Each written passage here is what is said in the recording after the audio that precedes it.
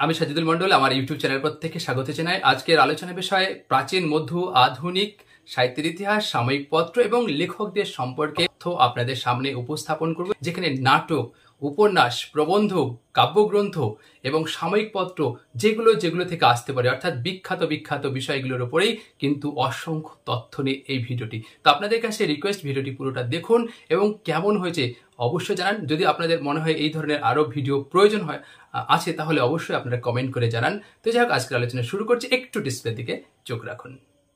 প্রথম আমরা পথের পাঁচালী উপন্যাস সম্পর্কে একটু দেখব। আমার মনে হচ্ছে এই উপন্যাসটি থেকে যে তথ্যগুলো জানার দরকার, ঠিক সেই তথ্যগুলো আপনাদের সামনে হাজির করেছি। দেখুন, পত্রিকা অর্থাৎ এটি বিচিত্রা পত্রিকায় প্রকাশিত। প্রকাশকাল 1929, পরিচ্ছেদ সংখ্যা কিন্তু 35টি, আর খণ্ড 3টি খণ্ড, তার মধ্যে বল্লালী বলায় এটি কিন্তু 1 থেকে 6টি পরিচ্ছেদ নিয়ে এটি, আর আম আটির ভেপু 7 থেকে 29টি পরিচ্ছেদ, আর অক্রুশ সংবাদ এটি হচ্ছে 30 থেকে 35টি। আর পথের পাঁচালী আখ্যানটি অত্যন্ত দেশি, এটা বলছেন রবীন্দ্রনাথ ঠাকুর। আর কি তথ্য, বইখানা দাঁড়িয়ে আছে আপন সত্যের জোরে, রবীন্দ্রনাথ ঠাকুর। এই তথ্যগুলো আমার মনে হয়েছে এই তথ্যগুলো আপনাদের জন্য ইম্পর্টেন্ট। তবে আপনাদের একটা কথা বলে রাখি, সেটা হচ্ছে যে 3টি খণ্ড, বলালী বলায় হয়তো প্রথম, হয়তো আপনাদের প্রশ্ন দিল দ্বিতীয় খণ্ডের নামটি, তখন বিভিন্ন অপশন দিয়ে হয়তো আম আটির ভেপু এই বানানটি হয়তো এদিক ওদিক করে দিয়ে হয়তো আপনাদের সামনে প্রশ্ন রাখতে পারে, বা প্রকাশকাল, পত্রিকা, এগুলো খুবই ইম্পর্টেন্ট। আরও একটি স্লাইড আমরা দেখে নেব। এরপর হচ্ছে রসমঞ্জুরি, এটি ভারতচন্দ্রর লেখা। এই রচনাটি কি দেখব, দেখুন রচনার ধরন, এটি কিন্তু অনুবাদ কাব্য। আর কার আদেশে রচনা, এটা রাজা কৃষ্ণচন্দ্রের আদেশে প্রথম এই কাব্যটি লেখেন। আর রচনার প্রভাব সংস্কৃত অলঙ্কার শাস্ত্র ও রতিমঞ্জুরি গ্রন্থের আদর্শ লিখছেন। আর রসমঞ্জুরিতে কবির পূর্বপুরুষ প্রতাপ নারায়ণের নাম পাওয়া যাচ্ছে। আর এই কাব্যকে বঙ্কিমচন্দ্র চট্টোপাধ্যায় গীতি কাব্য বলেছেন। তাহলে এখান থেকে আমরা কিন্তু যেটা পূর্বপুরুষ অর্থাৎ প্রতাপ নারায়ণের কথা আমরা পাচ্ছি এখানে, প্রতাপ নারায়ণ, আর বঙ্কিমচন্দ্র এটিকে কিন্তু গীতিকাব্য বলছেন, আর রাজা কৃষ্ণচন্দ্রের আদর্শে এটি লিখছেন। এই তথ্যগুলো আপনাদের জন্য আমার মনে হয়েছে যে দরকার। এরপর হচ্ছে বিভূতিভূষণ বন্দ্যোপাধ্যায়ের উৎসর্গ, অর্থাৎ বিভূতিভূষণের কিছু রচনার উৎসর্গ আমার মনে হয়েছে এগুলো আপনারা দেখতে পারেন, যেগুলো হয়তো কাজে আসতে পারে। যেমন পথের পাঁচালী, এটা পিতৃদেব মহানন্দ বন্দ্যোপাধ্যায়কে উৎসর্গ করছেন। আরণ্যক, এটা কিন্তু প্রথমা স্ত্রী তার নাম হচ্ছে শ্রীমতী গৌরী দেবীকে। আর আদর্শ হিন্দু হোটেল, এটা তার ছোট ভাই নটু বিহারী বন্দ্যোপাধ্যায়কে। বিপিনের সংসার চারুচন্দ্র মুখোপাধ্যায়কে। আর দেবযান, এটা তার দ্বিতীয় শ্বশুর মশাই স্বর্গত ষোড়শীকান্ত চট্টোপাধ্যায়কে তিনি উৎসর্গ করছেন। এছাড়া আছে কেদার রাজা, সাহিত্যিক নীরদরঞ্জন দাশগুপ্তকে। আর ইছামতি দ্বিতীয় স্ত্রী শ্রীমতী রমা দেবীকে, অর্থাৎ রমা বন্দ্যোপাধ্যায়। তাহলে দুটি উপন্যাসই কিন্তু তার বিখ্যাত। দেখুন, আরণ্যক প্রথমা স্ত্রী গৌরী দেবীকে, আর ইছামতি কিন্তু দ্বিতীয় স্ত্রী রমা দেবীকে। এইগুলোও কিন্তু আপনাদের দরকার আছে দেখার। এরপর দেখুন নাগাষ্টক, এটা ভারতচন্দ্রের রচনা ধরেন এটি কিন্তু ব্যঙ্গ বিদ্রোপাত্মক কাব্য। এটি কিন্তু সংস্কৃত ভাষায় রচিত, আর এটি ভারতচন্দ্রের 3য় গ্রন্থ।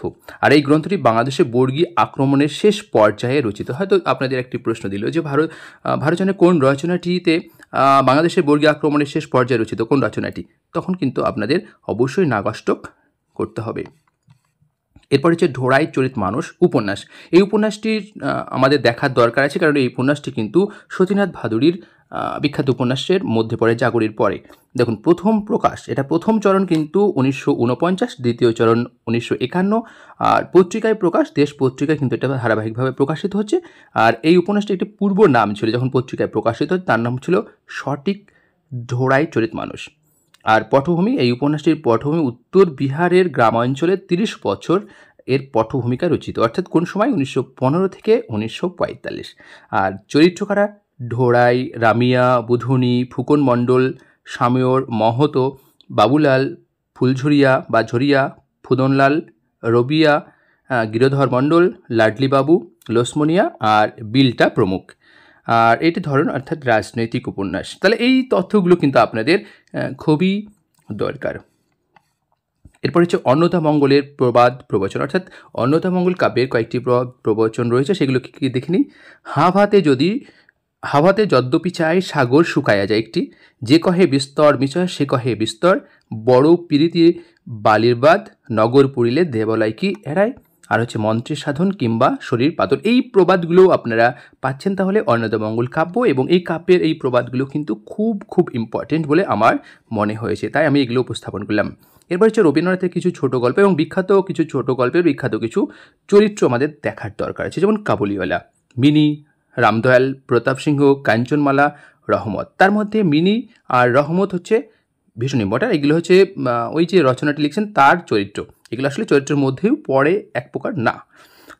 ছুটি যেমন ফটিক চক্রবর্তী, মাখনলাল, বিশ্বম্বর, বাঘা, বাগদি, মা তার নাম তো অবশ্যই নেই, জানি আমরা, সুভাষিনী, সুকেশিনী, প্রতাপ। আর মহামায়া, রাজীব লোচন, ভবানীচরণ, দান প্রতিদান, রাধা, মুকুন্দ, রাসমণি, শশীভূষণ, ব্রজ সুন্দরী। আর সম্পাদকের প্রভা, মধ্যবর্তিনীর নিবারণ, রামলোচন, হরসুন্দরী, শৈলবালা, আর অসম্ভব কথার সাবিত্রী, ব্রাহ্মণ, রাজা, রানী, রাজকন্যা, দিদিমা, এগুলো অতটা নয়। শাস্তি, দুঃখীরামরুই, সিদামরুই, রামলোচন, খুড়ো। আর সমাপ্তি, অপূর্ব কৃষ্ণ, যার ডাক নাম ওখানে কিন্তু অপূর্ব, মৃন্ময়ী, মিনু, ঈশান মজুমদার, রাধাকান্ত ঠাকুর, বনমালী চরিত্র। এই যে বনমালী চরিত্র বলুন বা ঈশান বলুন, অপূর্ব, এগুলো কিন্তু ইম্পর্টেন্ট চরিত্র। এরপর হচ্ছে কোন পত্রিকায় কোন গল্প বের হচ্ছে রবীন্দ্রনাথের, দেখি মানে আমি এখানে বিখ্যাত কিছু গল্প সেইগুলো কিন্তু আমি রেখেছি। দেখুন, ভারতী পত্রিকায় প্রথম প্রকাশিত গল্পের নাম ভিখারিণী, হিতবাদী পত্রিকায় প্রথম প্রকাশিত গল্পের নাম দেনাপানা। অর্থাৎ রবীন্দ্রনাথের কোন কোন গল্পগুলো প্রথম কোন কোন পত্রিকায় প্রকাশিত হচ্ছে, অর্থাৎ যেমন ভারতী পত্রিকায় প্রথম প্রকাশিত গল্পের নাম ভিখারিণী, হিতবাদী পত্রিকায় প্রথম প্রকাশিত গল্পের নাম দেনাপাওনা, সাধারণ পত্রিকায় প্রথম প্রকাশিত গল্পের নাম খোকাবাবুর প্রত্যাবর্তন, প্রদীপ পত্রিকায় প্রথম প্রকাশিত গল্প সদর ও অন্দর, প্রবাসী পত্রিকায় প্রথম প্রকাশিত গল্প মাস্টারমশাই, সবুজপত্র পত্রিকায় প্রথম প্রকাশিত গল্প হালদার গোষ্ঠী। এর মধ্যেও যদি আমরা মনে করি যে একটি সাজেশন রাখবো, তাহলে ভারতী, আরও আছে পরে বলছি, ভারতী পত্রিকাটা দেখবেন, তারপরে সাধনা পত্রিকা দেখবেন, হিতবাদী দেখবেন, প্রবাসী দেখবেন, সবুজপত্র দেখবেন, আর শারদীয় আনন্দবাজার পত্রিকা প্রথম প্রকাশিত গল্প রবিবার, এটিও দেখবেন। তাহলে এখান থেকে কিন্তু প্রত্যেকটি পত্রিকার প্রথম গল্পগুলো রবীন্দ্রনাথ লিখছেন কোন গল্পগুলো, সেগুলো কিন্তু আমরা জানলাম, এবং প্রত্যেকটা তথ্যই কিন্তু ইম্পর্টেন্ট। বড়ুচণ্ডীদাসের শ্রীকৃষ্ণ কীর্তন এবং এই কাব্যের কিছু তথ্য আমরা একটু দেখে নিই যেগুলো আসতে পারে। দেখুন, কাব্যের পুঁথি আবিষ্কার হয় 1909 খ্রিস্টাব্দে। বসন্ত রঞ্জন রায় বিদ্যুৎবল্লভ বাঁকুড়া জেলার কাকিল্লা গ্রামের বাসিন্দা শ্রীনিবাস আচার্যের দহিত্র অর্থাৎ দেবেন্দ্রনাথ মুখোপাধ্যায়ের গোয়ালঘরের মাচা থেকে এই কাব্যের পুঁথি আবিষ্কার করছেন। 1916 খ্রিস্টাব্দে তার সম্পাদনায় কাব্যটি বঙ্গীয় সাহিত্য পরিষদ থেকে প্রকাশিত হচ্ছে। এখানে তার বলতে বড়ুচণ্ডীদাসের শ্রীকৃষ্ণ কীর্তন কি আবিষ্কার করছেন? বসন্ত রঞ্জন রায়, তার অর্থাৎ তার সম্পাদনায়। শ্রীকৃষ্ণ কীর্তন এই নামটি দেন বসন্ত রঞ্জন রায় বিদ্যুৎবল্লভ, এবং চিরকুটে এই কাব্যের নাম ছিল কিন্তু শ্রীকৃষ্ণ সন্দর্ভ। খুবই ইম্পর্টেন্ট একটি তথ্য যে শ্রীকৃষ্ণ সন্দর্ভ এই মানে যখন পাচ্ছে তখন এই নামটি ছিল। রাধাকৃষ্ণের প্রেমলীলা কাব্যের মূল উপজীব্য বিষয়, আর কাব্যটি যেহেতু কৃষ্ণের মাহাত্ম্য কীর্তন সেহেতু বসন্ত রঞ্জন এই নামকরণ করেন শ্রীকৃষ্ণ কীর্তন, অর্থাৎ কৃষ্ণের মাহাত্ম্য কীর্তনের উপর নির্ভর করেই তিনি এই কাব্যের নামকরণ করছেন শ্রীকৃষ্ণ কীর্তন। আর শ্রীকৃষ্ণ কীর্তনের নাম সম্পর্কে প্রথম সংশয় প্রকাশ করছেন মোহাম্মদ শহীদুল্লাহ।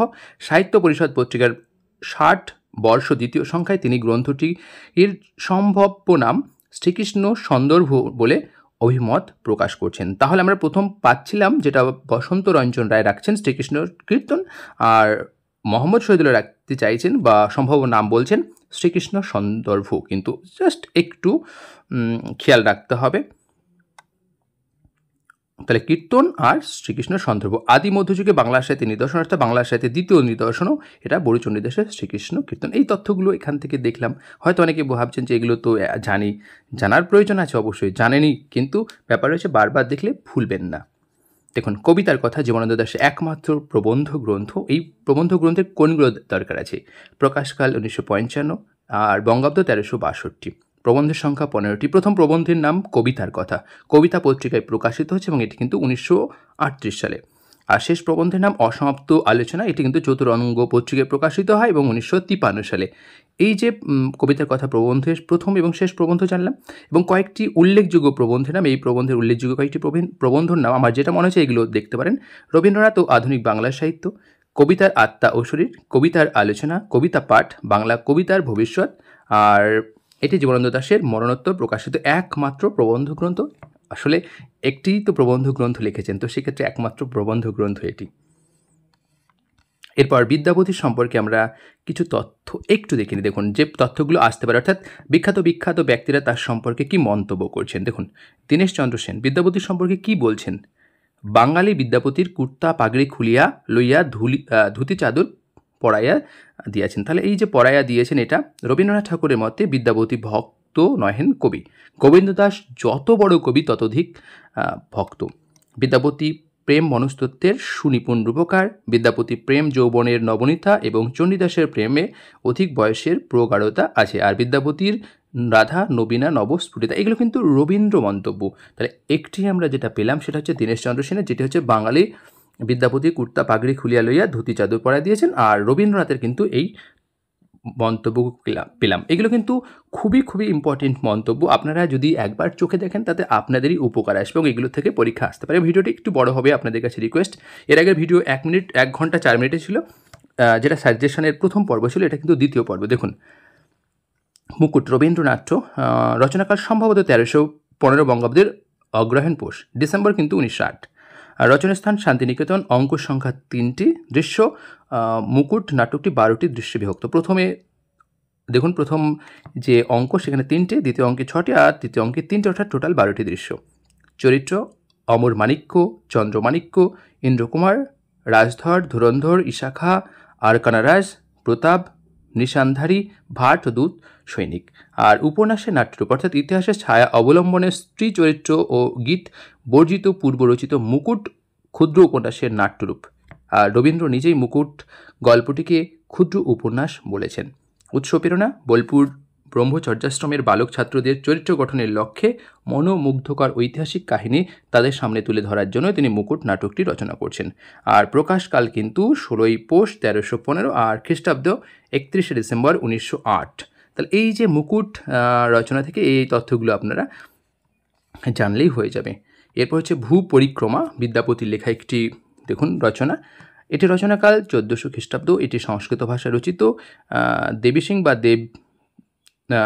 বা দেবীসিংহ মিথিলা থেকে নৈমিষারণ্য পর্যন্ত সমস্ত হিন্দু তীর্থ ও পথবিবরণ রয়েছে এতে। আর এটি পৌরাণিক ধাঁচের রচনা এবং এই গ্রন্থে 65টি কাহিনী বর্ণনা করার ইচ্ছে থাকলেও কবি প্রথম অধ্যায়ের বেশি অগ্রসর হতে পারেননি। প্রথম অধ্যায়ে আছে 8টি দেশের বিবরণ ও 8টি কাহিনী। এটা এখান থেকে এই তথ্যগুলো দেখলে হবে। বাউল বিংশতি বিহারীলাল চক্রবর্তীর একটি রচনা। এটি আংশিকভাবে কল্পনা পত্রিকায় প্রকাশিত হচ্ছে 1294 বঙ্গাব্দে। গানের সংখ্যা একটি, প্রস্তাবনা সহ 20টি গানের সঙ্গীত। এটি কিন্তু সংকলন, কিন্তু এটা কিন্তু গানের সঙ্গীত সংকলন। আর কিছু তথ্য দেখি যে কবি 20 জন বাউলের মুখ দিয়ে 20টি গান শুনিয়েছেন, আর সেগুলিতে পরপর সূক্ষ্মতর কোনো তথ্য পরিবেশিত হয়েছে। প্রতিটি গানে রাগরাগিণী ও তালের উল্লেখ রয়েছে। প্রথম গানে কি আছে, ভবে কেউ দোষী নহে আমি দোষী, অর্থাৎ প্রথম গান। শেষ গান, এ কেমন ভালোবাসা। তাহলে এটি কিন্তু বাউল বিংশতি, কিন্তু 20 জন লেখকের, মানে 20 জনের 20টি গান। এটি কিন্তু সঙ্গীত সংকলন, কল্পনা পত্রিকায় প্রকাশিত হচ্ছে। এরপর হচ্ছে কৃত্তিবাসী রামায়ণ। এখান থেকে কিছু তথ্য আমার মনে হয়েছে এই তথ্যগুলো আপনারা জানলে আপনাদের অনেকটা হেল্পফুল হবে। পরীক্ষায় এই ধরনের তথ্য আসতে পারে। কৃত্তিবাসের আত্মবিবরণীর প্রথম সন্ধান পান কিন্তু হারাধন দত্ত। এখানে অনেকেই কিন্তু কনফিউশন হয়ে যায় যে দীনেশচন্দ্র সেন, ব্যাপারটা সেটা নয়, আগে কিন্তু সন্ধানটা দেখতে হবে, আর প্রকাশ আলাদা ব্যাপার। এখানে কিন্তু কৃত্তিবাসের আত্মবিবরণীর সন্ধান পাচ্ছে হারাধন দত্ত। আর দেখুন, প্রাচীন বাংলা সাহিত্যে প্রথম কৃত্তিবাসের উল্লেখ পাওয়া যায় জয়ানন্দের চৈতন্যমঙ্গল কাব্যে। A grammar of the Bengali language গ্রন্থে হালহেড সাহেব কৃত্তিবাসী রামায়ণ থেকে উদাহরণ গ্রহণ করছেন। এটা কিন্তু খুবই ইম্পর্টেন্ট, গ্রহণ করছেন। আর জ্যোতিষ গণনার দ্বারা প্রথম কৃত্তিবাসের জন্মকাল নির্ণয়ের প্রয়াস করছেন কিন্তু যোগেশচন্দ্র রায় বিদ্যানিধি। এগুলোও কিন্তু দেখতে প্রথম কি দেখুন জ্যোতিষ গণনার দ্বারা। আর উত্তরাকাণ্ডের একটি মাত্র অনুচ্ছেদে কিন্তু লাচারি ছন্দ ব্যবহৃত হয়েছে, লাচারি ছন্দ। আর দেখুন, কৃত্তিবাস 5 ফুলে সাজায় আছেন, বস্তুত তিনি সুনিপুণ মালাকার। এটি বলছেন শ্রীহরি মোহন মুখোপাধ্যায়। আর 1901 খ্রিস্টাব্দে দীনেশচন্দ্র সেনের বঙ্গভাষা সাহিত্য গ্রন্থে প্রথম কৃত্তিবাসের আত্মবিবরণী ছাপা হয়ে প্রকাশিত হয়। তাহলে একজন কিন্তু সন্ধান পাচ্ছে আর একজন কিন্তু প্রকাশ করছেন, এবং সেটা কিন্তু বঙ্গভাষা ও সাহিত্য গ্রন্থে প্রথম ছাপাচ্ছেন কে, দীনেশচন্দ্র সেন। আমি আশা করি আপনাদের যে ডাউট ক্লিয়ার হলো। হারাধন দত্ত, হারাধনের সঙ্গে আপনার দীনেশচন্দ্র যে বিতর্ক থাকে, সেই বিতর্কের জায়গাটা আপনারা হয়তো হারাধন দত্ত কিন্তু আত্মবিবরণীর প্রথম সন্ধান পাচ্ছে, আর দীনেশচন্দ্র কিন্তু প্রথম ছাপাচ্ছে, এবং সেটা কোথায়, তারই লেখা গ্রন্থ বঙ্গভাষা ও সাহিত্য গ্রন্থে। এরপর পুরুষ পরীক্ষা বিদ্যাপতি আরেকটি রচনা। এটি রচনাকাল 1414 খ্রিস্টাব্দ। এটি সংস্কৃত ভাষা রচিত। এটি বহু ঐতিহাসিক ও অনৈতিহাসিক গল্পের সমাহার। পরবর্তীকালে ফোর্ট উইলিয়াম কলেজের ছাত্রদের দ্বারা শিক্ষা দেওয়ার জন্য এই গ্রন্থটি কিন্তু হরপ্রসাদ রায় কর্তৃক অনুদিত হয়। মাথায় রাখতে হবে, হরপ্রসাদ রায় কর্তৃক কিন্তু অনুদিত হচ্ছে বিদ্যাপতির রচনা, এবং কাদের? ফোর্ট উইলিয়াম কলেজের ছাত্রদের শিক্ষা দেওয়ার জন্য কিন্তু। যে যতটুক দরকার ততটুকুই কিন্তু এখানে উপস্থাপন করা হচ্ছে। দেখুন, রবীন্দ্রনাথের ছোট গল্প একটি পত্রিকা একটি, মানে কীরকম? যে রবীন্দ্রনাথ ধরুন নবজীবন পত্রিকা একটি গল্প লিখেছেন, এর বেশি লেখেননি। বালক পত্রিকায়ও ঠিক একটি গল্প লিখেছেন। এই ধরনের কোন পত্রিকায় কোনটি একটু আমরা দেখে নিই। দেখুন, নবজীবন এই পত্রিকা কিন্তু তার প্রথম বা শেষ প্রকাশিত গল্প হচ্ছে রাজপথের কথা। প্রকাশকাল দেওয়া আছে অগ্রহায়ণ 1291। বালক পত্রিকায় প্রথম বা শেষ গল্প হচ্ছে তার মুকুট, অর্থাৎ একটি গল্প লিখেছেন। বঙ্গভাষা পত্রিকাও তিনি একটি গল্প লিখেছেন, সেটা হচ্ছে গুপ্তধন, কার্তিক 1314। শনিবারের চিঠি এই পত্রিকায় একটি গল্প লিখেছেন, সেটা হচ্ছে শেষ কথা, এটি তার প্রথম এবং শেষ। বিশ্বভারতী পত্রিকায় প্রথম বা শেষ পুরস্কার, এবং এটি রবীন্দ্রনাথ ঠাকুরের মরণোত্তর প্রকাশিত ছোট গল্প, এই যে শেষ পুরস্কার গল্পটি। আর ঋতুপত্র পত্রিকায় প্রথম বা শেষ প্রকাশিত গল্প মুসলমানির গল্প, এটি বর্ষ সংখ্যা বা আষাঢ় 1362। তাহলে আমরা এই তথ্যগুলো কিন্তু আমাদের জন্য ইম্পর্টেন্ট, যে নবজীবনের প্রথম গল্প রাজপথের কথা, বালক পত্রিকায় মুকুট, বঙ্গভাষা পত্রিকায় গুপ্তধন, শনিবারের চিঠি শেষ কথা, বিশ্বভারতীতে শেষ পুরস্কার। এগুলো কিন্তু আপনারা দেখুন ঋতুপত্রে মুসলমানির গল্প। ভিডিওটি একটু হয়তো বড় হতে পারে, তো আপনারা একটু ধৈর্য সহকারে দেখুন। বিদ্যাপতির বিখ্যাত কিছু পদ, মাথুর পর্যায়ের পদ কি? এসো কি হামারে দুঃখে নাহি ওর, আর অব মথুরাপুর মাধব গেল, বা অঙ্কুর তপন তাপে যদি জারবো, প্রেমক অঙ্কুর জাত আত ভেলো, শূন্য ভেলো মন্দির, শূন্য ভেলো নগরী। আর ভাবোল্লাস পর্যায়ের পদ কিন্তু এবার দেখিনি। শীতের অরুণী প্রিয়া গিগরি শেরবি, বা আর আজও রজনী হাম ভাগে পোহাইলু, কি কহবরে সখী আনন্দর, আর প্রিয় জব আওব এ মজুগেহে, আর বহুদিন পরে বধুয়া এলে। এগুলো হচ্ছে তার কিন্তু ভাবোল্লাস পর্যায়ের পদ। তাহলে প্রথমে কিন্তু আলোচনা করলাম আমরা মাথুর পর্যায়ের, আর এটা হচ্ছে ভাবোল্লাস পর্যায়ের। আর একটি বা দুটি দেখুন আমরা দেখিনি, সেটা হচ্ছে প্রার্থনা পর্যায়ের পদ। কীরকম? মাধব বহুত মিনতি করিতই, আর তাতুল সৈকতে বাড়ি বিন্দু সম। এই যে পদগুলো, আমার মনে হয়েছে যে এই পদগুলো থেকে একটি হলেও প্রশ্ন হতেও পারে, কারণ কখনো কখনো পদ থেকে কিন্তু পরীক্ষায় দেয়। এরপর চিরকুট কাব্যগ্রন্থ সুভাষ মুখোপাধ্যায়ের লেখা, প্রকাশকাল 1950 খ্রিস্টাব্দ, কবিতার সংখ্যা 25টি, এটি তার তৃতীয় প্রকাশিত কাব্যগ্রন্থ। বিষয় হচ্ছে এই কাব্যে উঠে এসেছে ভারতের স্বাধীনতার আকাঙ্ক্ষা, 1943 খ্রিস্টাব্দের ভয়াবহ দুর্ভিক্ষের স্মৃতি। এবার আপনাকে হয়তো একটা পরীক্ষায় প্রশ্ন দিল যে 1943 খ্রিস্টাব্দে ভয়াবহ দুর্ভিক্ষের স্মৃতি সুভাষ মুখোপাধ্যায়ের কোন কাব্যগ্রন্থে উঠে এসেছে?